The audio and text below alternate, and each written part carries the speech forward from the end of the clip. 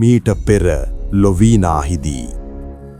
මීට වසර 100 ගණනකට පෙර බ්‍රිතාන්‍ය ආණ්ඩුකාර තොමස් මේට්ලන්ඩ් රන් රිදී මුතුමණික් පඳුරු ලෙස ගෙනෙද්දී රොඩී කුලේ රූමති වූ ලොවීනා ඔහුට පිළිගන්නුවේ වනමල් සුවඳත් ඇගේ අව්‍යාජ සිනහවත් පමණි.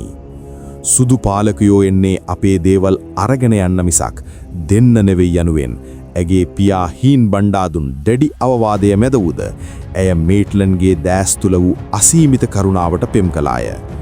ඔවුන්ගේ රහස් හමුවීම් සඳහා මන්දිරයේ වයින් ගබඩාවේ සිට ලොවීනාගේ නිවසේ ලිඳ දක්වා රහසින් ඉදි වූ අඩි 200ක රහස් සුමග කුලමල භේද ඉක්මවා ගිය ප්‍රේමයේ සදාකාලික සාක්ෂියක් විය. කාලය ගෙවී ගොස් ඇත. අද ඒ මන්දිරය සුපිරි හෝටලයකි. එදා ලොවීනා අද මැටිල්ඩා ලෙසත් හෝටල් කළමනාකරු එරික් ලෙසත් නැවත මුණ ගැසී හමාරයි. මැටිල්ඩා තම අතීත ආත්මය ගැන සියල්ල සීපත් කරද්දී එරික් සිටින්නේ තමන්ට පවා තේරුම් ගත නොහැකි තිගැස්මකයි.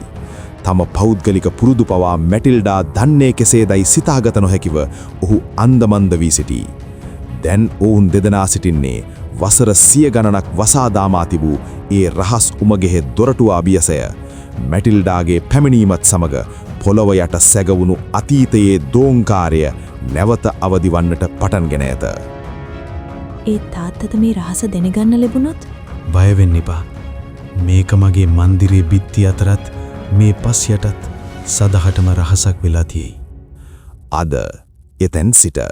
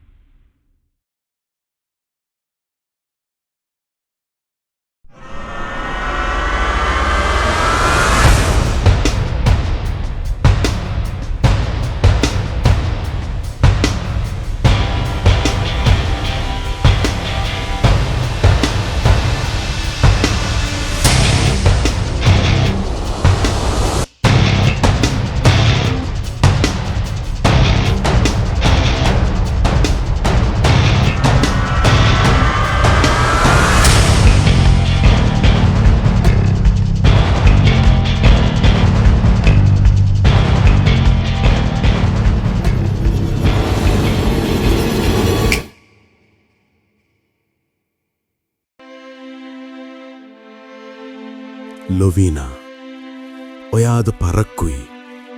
මම බලාගෙන හිටියා. උමග ඇතුලේ මීදුම වැඩි මහත්තයා. අඩි තියන්න අමාරුයි. ඒත් ඔබ බලන් ඉන්නවා කියලා මගේ හිත කිව්වා. එයාගේ සුවඳ මේ කාමරේ පිරීලා. එංගලන්තේ මල්වලට වඩා මේ සුවඳ හරි අමුතුයි. ඒ මල් සුවඳ නෙවෙයි මහත්තයා. ඒ මගේ හිතේ තියෙන ආදරේ සුවඳ. ඇහෙනවා නේද ඔබට? අද අපේ ගමේ මංගල්‍යයක්. බෙරහඬ ඇහෙනවා නේද? අයි බලාගෙන ඉන්නේ. එන්න මාත් එක්ක මේ තාලෙට අඩි තියන්න. මට බෑ ලොවීනා. මම දන්නේ වෝල්ස් නර්තනය විතරයි. ඒක හරිම තැන්පත්. ඔයාලගේ නර්තනය හරිම වේගවත්. අමාරු නැහැ මහත්තයා. හදවතී රිද්මයයි බෙරහඬේ තාලයයි එකතු වුණාම නර්තනයේ ඉබේම එනවා. ඔහොම නෙවෙයි. ඔබේ දකුණු කකුල මෙන්න මෙහෙම තියන්න. බලන්න මගේ දැස් දිහා. දැන් හිතන්න ඔබ මේ මහ මුහුදේ රැල්ලක් කියලා. රැල්ල වෙරළට එනවා, ආයෙත් යනවා. ඒ වගේ සෙමින් නඩි තියන්න. මම රැල්ලක් නම් ඔයා ඒ රැල්ල වෙනඳ ගන්න වෙරළ ලොවීනා. නෑ මහත්තයා. මම වෙරළ නෙවෙයි. මම ඔබව එළියට අරන් යන හඳ එළිය. මේ නර්තනය ඇතුලේ අපි දෙන්න විතරයි. මේ බෙරහඬේ තියෙන්නේ අපේ හද ගැස්ම. ලොවීනා, අයි මේ ලෝකෙ මෙච්චර කුරීරු. අපිට ඒ බැරි හැමදාම මේ වඩේ ඉන්න. මේ මාලිගාවේ බිත්තිවලට ඇස් නැහැ මහත්මයා. ඒත් මිනිස්සුන්ට ඇස් තියෙනවා. ඒ අය දකින්නේ කුලමල විතරයි. හැබැයි මේ උමග ඇතුලේ අපි දෙන්න හරිම නිදහස්. ඒ නිදහස ඇතුලේ මම ඔබෙන් ඉගෙන ගත්තේ ආදරේ විතරයි. මම ලංකාවට ආවේ මේ දිවයින පාලනය කරන්න. ඒත් අන්තිමට මම පාලනය වුණේ ඔයාගේ ආදරයට. ඔයා මට නර්තනය විතරක් නෙවෙයි, ජීවත් වෙන්න තිගෙන්නුවා.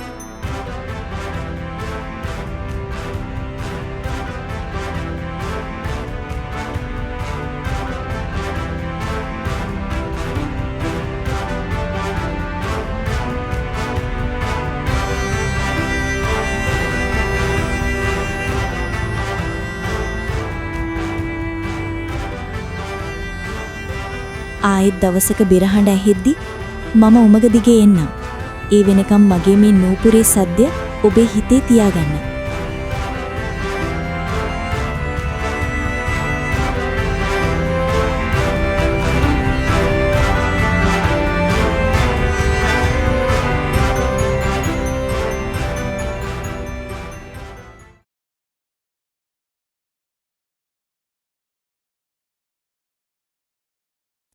මන්දිරයේ ඉහළ මාලයේ බ්‍රිතාන්‍ය නිලධාරීන් මදුපානය කරමින් සහ යුද සැලසුම් සාකච්ඡා කරමින් සිටියදී ඒ මන්දිරයේම පොළව යටින් මතු වූ ලොවීනා මෙයිට්ලන්ගේ නිදන කාමරය තුලට පිවිසියාය. ඔවුන් දෙදෙනා සිය රහස් ලෝකය තුල ඉංග්‍රීසි සහ සිංහල වචන හුවමාරු කරගත් අතර ඒ සුදු මන්දිරයේ බිත්ති තුල ලොවීනාගේ සිනා හඬ සහ ඇගේ නූපුර හඬ සදාකාලික රහසක් ලෙස තැන්පත් විය. කොහෙද මේ මධ්‍යම රාත්‍රියේ ගිහින් එන්නේ? තාත්තා මම මේ ලින්ඩට ගියේ වතුර ටිකක් ගන්න. බොරු කියන්න එපා ලොවීනා. ලින්ඩට යන්නේ මල් මාලා දාගෙනද? නූපුර හඬවමින්ද? මම සති ගාණක් තිස්සේ උඹේ මේ හොර ගමන ගැන බලාගෙන හිටියේ. ගහන්න තාත්තා. මව මරලා දැම්මත් මට කමක් නැහැ. ඒත් ඒ මිනිස්සයා ඔබ හිතන જાතිය කෙනෙක් නෙවෙයි. ඒ මාලිගාවේ තියෙන රත්තරන් වලට වඩා එයාගේ හදවතේ මට තියෙන ආදරේ වටිනවා. ආදරේ? ඔබට පිස්සුද ලොවීනා? උන් එන්නේ අපේ දේවල් උදුරගන්න. උඹව පාවිච්චි කරලා දවසක උන් දාලා යයි. එදාට උඹ පිටුරු වෙන්නේ මේ පොළවේ පස් විතරයි. නෑ තාත්තා. එයා මට පොරොන්දු වුණා. අපි දෙන්න අතර තියෙන්නේ කුලමල වලට කොටු කරන්න බැරි බැඳීමක්. උඹ මේ මාවත තෝරගත්තොත් මේ තාත්තවයි උඹේ උපන් බිමයි අමතක කරන්න වෙයි. උඹට යන්න ඕනේ නම් ඵලයන්.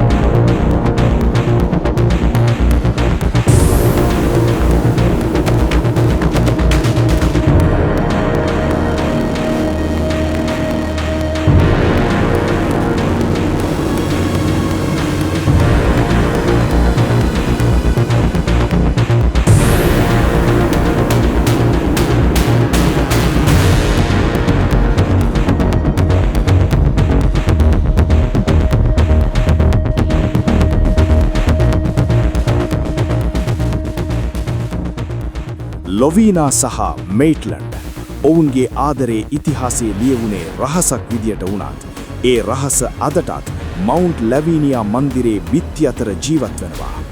තම දියණියගේ ජීවිතය ගැන බියවුණු පියාගේ අවසන් අවවාදයක් අඳුරේ සැඟවී සිටි සොල්දාදුවාගේ තියුණු දෑසත් මැද මේ ප්‍රේම කතාවේ ඉදිරියට කුමක් වේවිද කියලා දැනගන්න අපේ channel එක subscribe කරලා තියාගන්න. තවත් දවසකින් හමු වෙමු.